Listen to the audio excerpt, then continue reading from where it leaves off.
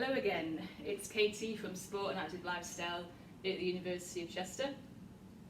In this video I'm going to show you how to perform a squat movement with the use of some assistance. So here we've got on a platform, you can use a chair, you can use a bed, that sort of thing, you get the idea, okay? So I'm going to show you how to do an assisted squat first, okay? So this is for an absolute beginner, okay? Or for someone who isn't particularly mobile in their hips or their knees. By all means, utilise the platform to begin with, and then we can gradually progress it, okay? So, the first thing that we do is you want to stand about a foot length in front of your platform, okay?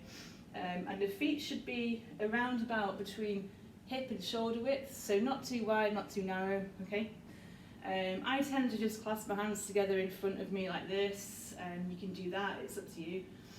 The first thing that we need to think about is the muscles that we're using during this movement. So the squat predominantly is glutes, quads, bit of hamstrings as well, okay? So we've shifted our concentration to the lower body. There should be nothing going on in the upper body at all. The spine will naturally follow the movement through the hips and knees, okay? But I'll get a little bit more on that later. So first thing we do, face looking forwards, spine neutral. We're going to initiate the movement by pushing back through the hips, okay?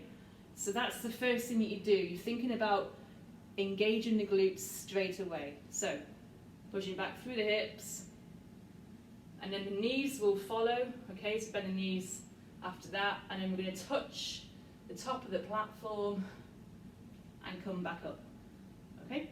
So once again, pushing back through the hips. So it's a really subtle movement to begin with, pushing back through the hips, bend the hips, the knees will follow, touch top of the platform, come back up, okay? So glutes, glutes, glutes, quads, back up, okay? A few things to think about when you perform a squat.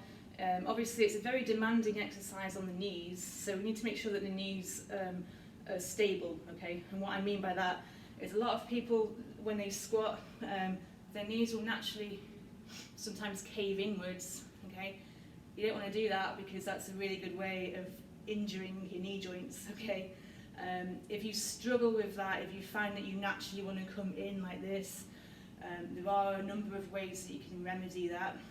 The best way is probably just to put a TheraBand around your thighs, so that it creates a resistance, so that as you squat down, your knees will push out against the resistance band in order to achieve that open space, okay? If you don't have a resistance band, you can use your imagination and imagine that as you squat down, you're going to push your knees out slightly, okay? You can also think about strengthening the muscles around the hips, just by doing some sort of abduction exercises, okay? Whether it's on the abductor machine, whether it's just you doing side raises or clams, anything at all, okay? But just really take care of the knees during this exercise, all right? So that's how you do it with the assisted version, okay? The next video, I'm going to show you how to do it without any assistance at all, so I'll see you then.